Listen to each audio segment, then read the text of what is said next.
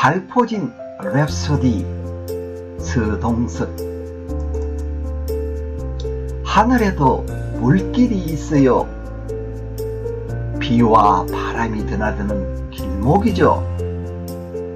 낙엽도 허공에서 노를 저어요. 겨울나무들은 흔들리지 않기 위해 허공 깊이 닷을 내리는 법을 알죠. 좌연적으로 기울든 오동나무 잎이 다급히 우연으로 몸을 털어요. 놀라지 마요. 이곳에선 파도 치고 배가 드나들듯 흔한 일이죠. 운이 좋으면 좌초된 해초 한 줄기에 당신의 오후가 생포될 수도 있어요. 그럴 때는 그를 알아볼 순간이 필요해요.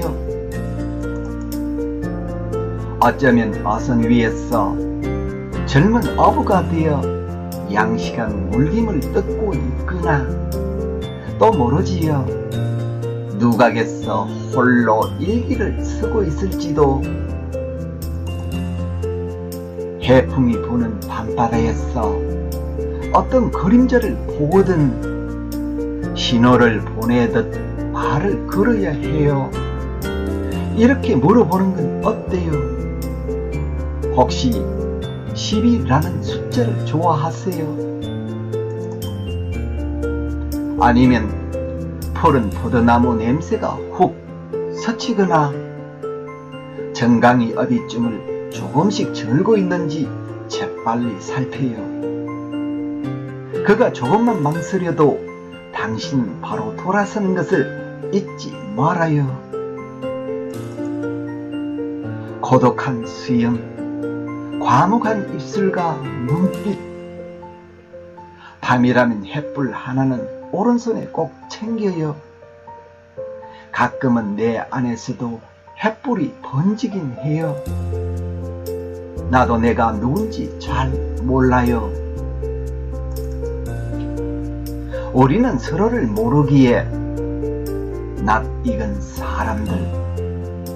물가에 가면 두전 갑옷을 입은 듯 몸이 무거워요. 온몸이 비늘이에요. 두드러기처럼 매일 철갑이 돋아나요. 발포진에서는 환한 귀가 필요해요. 깊은 밤 물가에 서서 눈 감고 하나 둘 셋 세어봐요. 바람 속에서 갑옷의 기척이 먼저 말할 거예요. 손 내밀 거예요. 발포 만호의 손에서 물 비린내 날 거예요. 손바닥에 짠내 밴 굳은 살이 슬슬할 거예요. 밤이면 그나라의 수군들이 지금도 송판으로 판옥선을 만들고 돛을 팔아요. 거북선 위에서 망치질 소리 들려와요. 잠깐, 포구 저쪽이 술렁여요. 순시를 마치고 돌아온 그가 한쪽 손에 등채를 들고 나를 향해 걸어와요. 그의 한쪽 가슴에 활 맞은 자국이 보여요. 설마 그의 눈에 내가 보이는 건 아니겠죠? 아직 나를 들켜선 안 돼요. 붉은 두전 갑옷이 내 앞에 당도했어요. 해풍의 냄새를 맡은 장군 어깨의 결룡이 구름을 박차고 날아올라요. 내 말을 아무도 믿지 않겠죠. 심장이 터질 듯한 밤이에요.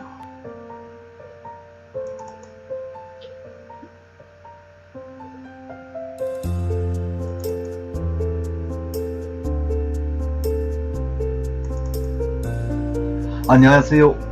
한 편의 드라마 같은 시를 읽고 설명해주는 시인 장병길입니다. 오늘 정중히 모신 2021년 신춘문예 당선작은 서동섭님의 발포진 랩소디입니다. 오늘 이 작품으로 신춘문예 당선작 25편 중 마지막 25편을 감상하시겠습니다. 우리 함께 역사의 현장으로 돌아가 시인의 의도를 파악해 보겠습니다. 발포진 랩소디. 제목에서 발포진의 무엇을 들려주려는 냄새가 확 풍깁니다. 발포진은 이순신 장군의 첫 수군 부임지라 합니다. 랩소디는 내용면에서 비교적 자유로운 환상고풍이 기약고 음악상으로는 서사적, 영웅적, 민족적 색채를 지닌 자유스러운 판타지라 합니다. 제목의 발포진 랩소디를 읽으니 저는 보헤미안 랩소디가 떠오릅니다. 아마 시인도 이런 유사한 것을 같이 인용하지 않았나 혼자 생각을 해봅니다. 하늘에도 물길이 있어요. 비와 바람이 드나드는 길목이죠. 낙엽도 허공에서 노를 저어요. 시작하는 첫 문장이 참 부드럽습니다. 하늘에도 물길이 있다. 노를 젓는다. 바다 이야기를 도입하기 위한 즉 낚시로 말하면 미끼와 같은 구절이죠. 참 부드럽습니다. 겨울 나무들은 흔들리지 않기 위해 허공 깊이 닷을 내리는 법을 알죠. 보통 겨울 나무들은 흔들리지 않기 위해 땅속에 뿌리를 박는다 이렇게 표현을 하면 일상적인 표현이고 통상적이죠. 그러면 시가 맛이 없는데 시인께서는 바다와 관련된 것으로 엮기 위해서 겨울 나무들은 흔들리지 않기 위해 허공 깊이 닷을 내리는 법을 알죠. 이렇게 표현을 했습니다. 닷, 배와 관련된 용어죠. 좌연쪽으로 기울던 오동나무 잎이 다급히 우연으로 몸을 틀어요. 이 말은 바람이 부는 거겠죠. 시인은 배와 관련된 언어를 잘 접목하여 문장을 구사합니다. 아마 이쪽에 사는 분이든지 아니면 이런 곳에 대해서 정통하신 분이든지 여러가지 사연이 있겠죠. 이유가 있겠죠. 그래서 배와 관련된 언어, 물길, 노, 닷, 좌연, 우연 사용하였습니다. 놀라지 마요. 이곳에선 파도치고 배가 드나들던 흔한 일이죠. 놀라지 마요. 이런 문장을 이렇게 중간에 탁 끼워 넣습니다. 여기는 수사를 계속해서 넣어서 문장을 쭉 끌고 나가면 사실 긴장감이 없죠. 무료해지고 쭉쭉 늘어지는 것이 생기죠. 그러면 흥미를 잃게 됩니다. 그럴 때 놀라지 마요. 환기를 이렇게 시키는, 긴장감을 돌게 하는 문장을 딱 넣습니다. 이것이 시인의 매력입니다. 아마 뒤에서도 계속 이러한 문장이 나올 것 같습니다. 여하튼 시를 어렵지 않게 글을 보들보들하게 합니다. 운이 좋으면 좌초된 해초 한 줄기에 당신의 오후가 생포될 수도 있어요. 생포된다 하는 건 빠진다 이 말이겠죠. 좌초된 해초 한 줄기가 과연 무엇을 상징할까요? 좌초된 어느 누구의 삶, 어느 누구의 인생, 뭐 그런 거겠죠. 그럴 때 그를 알아볼 순간이 필요해요. 그는 현재까지 나와 있지는 않지만 아마 이수신 장군을 말하겠죠. 홀려한 시는 나열하는 것이 아니라 의미를 덧붙입니다. 계속해서 미사 여구를 써서 문장을 계속 서술하는 것도 중요하지만 중간중간에 그를 알아볼 순간이 필요해요 하면서 딱 이렇게 의미를 덧붙입니다. 그러면 읽는 사람이 긴장을 하죠. 어쩌면 어선 위에서 젊은 어부가 되어 양식한 물김을 뜯고 있거나 아주 평화스럽습니다. 또 모르지요. 누각에서 홀로 일기를 쓰고 있을지도. 설가모니 역사적 사실을 접목합니다. 저는 누각에서 홀로 일기를 쓰고 있을지도 난중일기가 생각납니다. 은은하게 떠오르게 하는 시가 어렵지 않고 매력적입니다. 해풍이 부는 밤바다에서 어떤 그림자를 보거든 신호를 보내든 말을 걸어야 해요. 이렇게 물어보는 건 어때요? 혹시 10이라는 숫자를 좋아하세요? 10이다, 12, 12이라 하는 숫자는 신에게는 아직 12척의 배가 있습니다. 그것이 탁 떠오릅니다. 여러분은 어떻습니까? 그리고 걸어야 해요, 뭐 해요 이렇게 다정스럽게 표현을 하다가 다시 어때요? 좋아하세요? 이렇게 의문형 물음으로 이렇게 또 문장을 하니까 또 색다르지 않습니까? 이렇게 표현을 하다 보면 같이 교감을 한다 하는 그런 냄새가 나죠. 분위기가 나죠. 자기 혼자 막 시를 막 쓰는 것이 아니고 같이 주고받고 하는 그런 문장을 삽입해서 같이 이렇게 독자를 감상하는 사람을 쭉 끌어당기는 그런 기교? 아니면 푸른 버드나무 냄새가 혹 스치거나 정강이 어디쯤을 조금씩 절고 있는지 재빨리 살펴요. 정강이 어디쯤에 절고 있고 그 다음에 버드나무 냄새가 났다 이런 거는 옛날에 이수신 장군의 무과 시험 시 낙마하는 모습이 갑자기 떠오릅니다. 그가 조금만 망설여도 당신은 바로 돌아서는 것을 잊지 말아요. 돌아서는 것.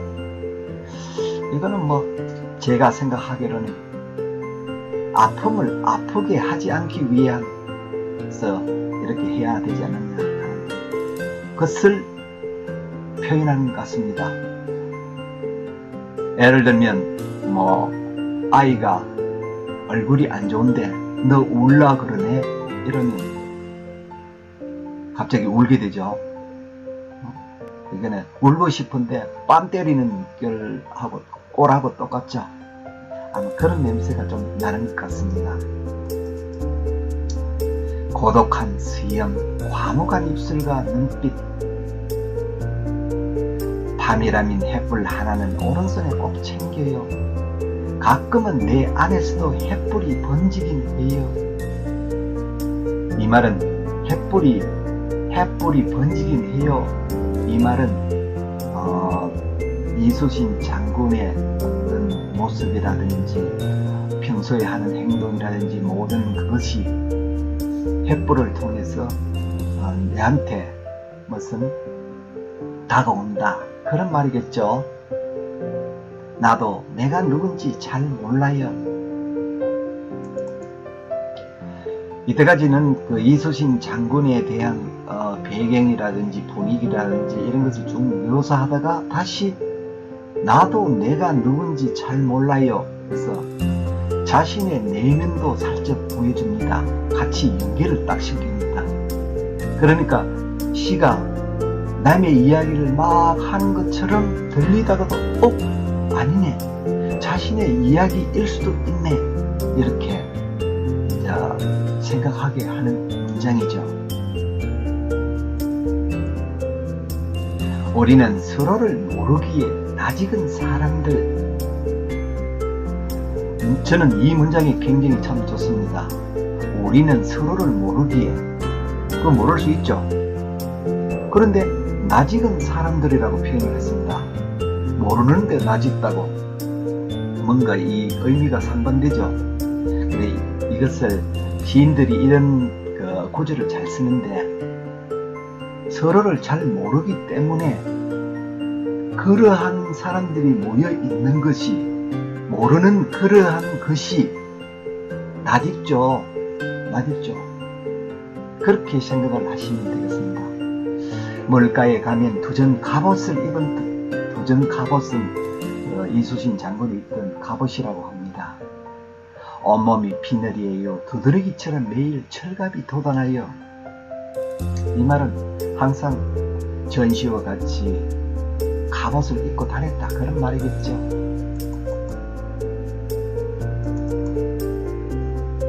발포진에서는 환한 귀가 필요해요. 이제 환한 귀다 그러면 환한 귀가 필요해요, 이렇게 표현을 했습니다. 우리는 통상적으로 발포진에서는 귀를 기울여야 해요, 이렇게 하는데, 역시 시인은 시적인 표현을 하였습니다. 환한 귀가 필요해요. 이렇게. 깊은 밤 물가에 서서 눈 감고 하나 둘 셋 세어봐요. 바람 속에서 갑옷의 기척이 먼저 말할 거예요.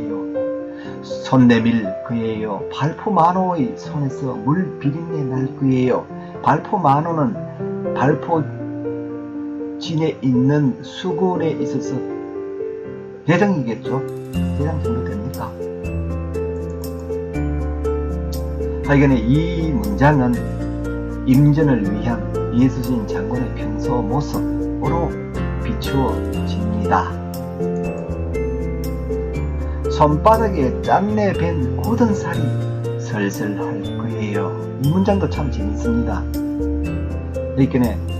그러니까 짠내 밴 굳은 살이다 그러면 참 산전수전 겪고 얼마나 훈련을 많이 하고 그렇지 않습니까? 그런 사람에게도 슬슬한 면이 있다, 그런 말이겠죠. 영웅도 다 그런 면이 있지 않겠습니까? 항상 호탕하고 그렇지는 않겠죠. 밤이면 그날의 수군들이 지금도 송판으로 판옥선을 만들고 돛을 탈아요. 거북선 위에서 망치질 소리 들려와요. 설명이 필요 없는 문장입니다. 잠깐 포구 저쪽이 술렁이에요. 또 그런 문장이 나왔습니다. 그 문장이 계속 이렇게 설명하다 보면 쭉쭉 늘어지니까 그것을 무료감을 없애기 위해서 환기를 시키는 문장, 잠깐 포구 저쪽이 술렁이요, 이렇게 딱 포인트를 넣었습니다. 순시를 마치고 돌아온 그가 한쪽 손에 등채는 쥐희봉 들고 나를 향해 걸어와요. 그의 한쪽 가슴에 활 맞은 자국이 보여요. 활을 맞았는 건지 아니면 노량해전처럼 그 총탄을 맞았는지 그거는 모르겠지만, 하여간에 이순신 장군의 저는 마지막 노량해전이 생각이 납니다. 하여간에 역사적 사실로 지금 막 가고 있습니다. 설마 그의 눈에 내가 보이는 건 아니겠죠? 아직 나를 들켜서는 안 돼요. 이 두 문장을 보면 얼마나 앙증스럽습니까? 시인의 감성이 굉장히 참 풍부합니다. 붉은 두 장 갑옷이 내 앞에 당도했어요. 위와 같은 문장이 긴장감을 돌게 하는 포인트이죠. 해풍의 냄새를 맡은 장군 어깨의 결룡이 구름을 박차고 날아올라요. 이 문장에서 보듯이 결룡을 이야기를 하지 않습니까? 장군 어깨의 결룡, 용같이 생긴 그런 모양 있잖아요. 그걸 하는데 그거를 해풍의 냄새를 맡은 결룡으로 이렇게 표현을 수식을 했습니다. 그리고 구름을 박차고 날아올라요. 이렇게 글을 잘 쓰는 분이 참 드물죠. 내 말을 아무도 믿지 않겠죠. 부정을 또 합니다. 믿으라 뭐. 하여간에 심장이 터질 듯한 밤이에요. 그러니까 이제 이수신 장군의 그러한 것을 생각을 하니까 심장이 터지겠죠. 하여간에 저는 그렇게 생각이 납니다.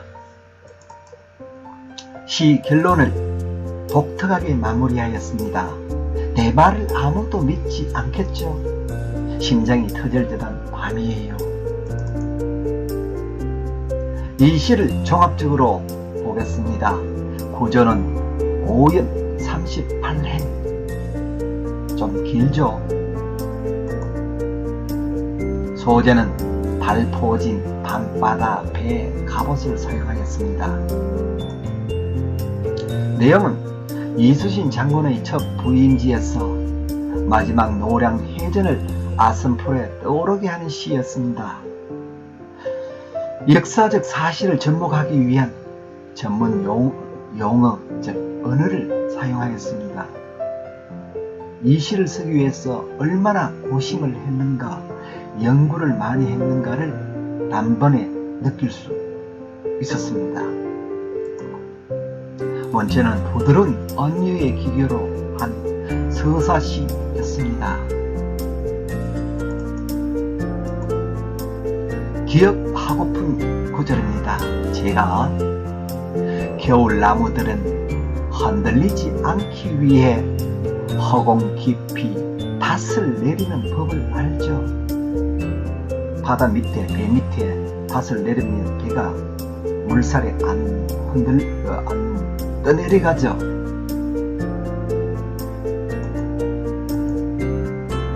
이렇게 물어보는 건 어때요? 혹시 10이라는 숫자를 좋아하세요? 아주 앙증스러운 표현이면서 문장이 길어지는 것을 무례함을 이렇게 탁 단번에 없애는 기교이죠. 손바닥에 짠내 밴 굳은 살이 슬슬할 거예요. 이렇게 마치 이렇게 영웅, 전사와 같은 사람이 아무 일 없는, 감정도 없는 것처럼 보이지만 슬슬하다고 이야기했습니다. 상반되는 것을 이렇게 놔서 강조를 하였습니다. 내 말을 아무도 믿지 않겠죠. 심장이 터질 듯한 밤이에요. 좋습니다. 여러분은 어떤 느낌이었습니까? 의견 남겨주시면 시를 공부하는 저에게 도움이 됩니다. 함께 읽으며 시 올림을 가슴에 넣어보시죠.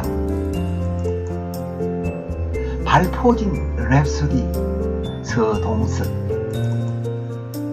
하늘에도 물길이 있어요. 비와 바람이 드나드는 길목이죠. 낙엽도 허공에서 노를 져요. 겨울 나무들은 흔들리지 않기 위해 허공 깊이 닷을 내리는 법을 알죠. 좌영적으로 기울던 오동나무 잎이 다급히 우연으로 몸을 털어요. 놀라지 마요. 이곳에선 파도 치고 배가 드나들듯 흔한 일이죠. 운이 좋으면 좌초된 해초 한 줄기에 당신의 오후가 생포될 수도 있어요. 그럴 때는 그를 알아볼 순간이 필요해요. 어쩌면 어선 위에서 젊은 어부가 되어 양식한 물김을 뜯고 있거나, 또 모르지요, 누각에서 홀로 일기를 쓰고 있을지도.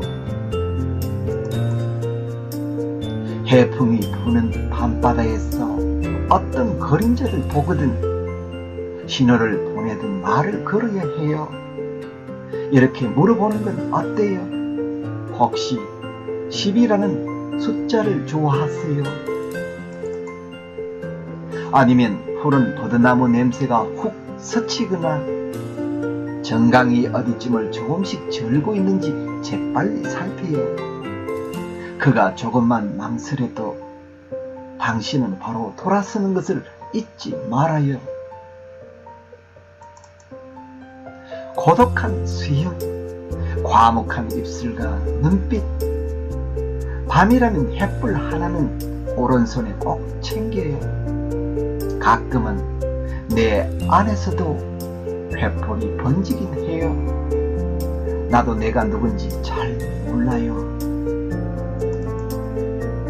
우리는 서로를 모르기에 낯익은 사람들. 물가에 가면 두정 갑옷을 입은 듯 몸이 무거워요. 온몸이 비늘이에요. 두드러기처럼 매일 철갑이 터져나요.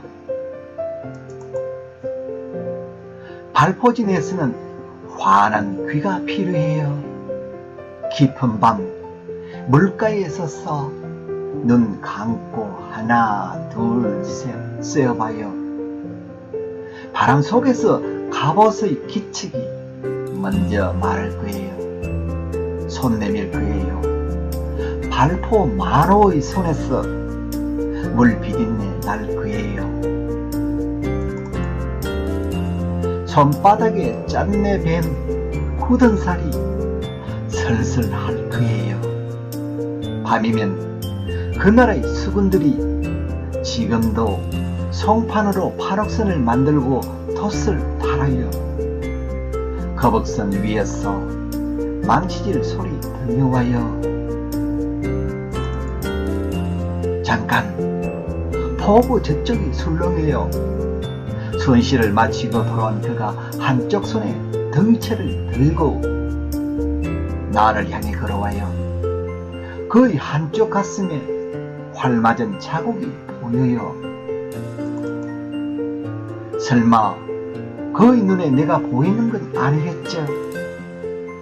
아직 나를 들켰으면 안 돼요. 붉은 두정 갑옷이 내 앞에 당도했어요. 해풍의 냄새를 맡은 장군 어깨의 결룡이 구름을 박차고 날아올라요. 내 말을 아무도 믿지 않겠죠. 심장이 터질 듯한 밤이에요. 오늘도 정중히 모신 공모전 당선작을 감상하며 첫 문장은 어떻게 던지는가, 무슨 소재를 가지고 끝까지 끌고 가는가, 각 문장마다 수사를 어떻게 정교하게 사용하였는가, 이 관점에서 생각해 보았습니다. 시청하시는 분에게 도움이 되었으면 좋겠습니다. 오늘로써 2021년도 신춘문예 당선작 25편을 모두 다 감상하였습니다.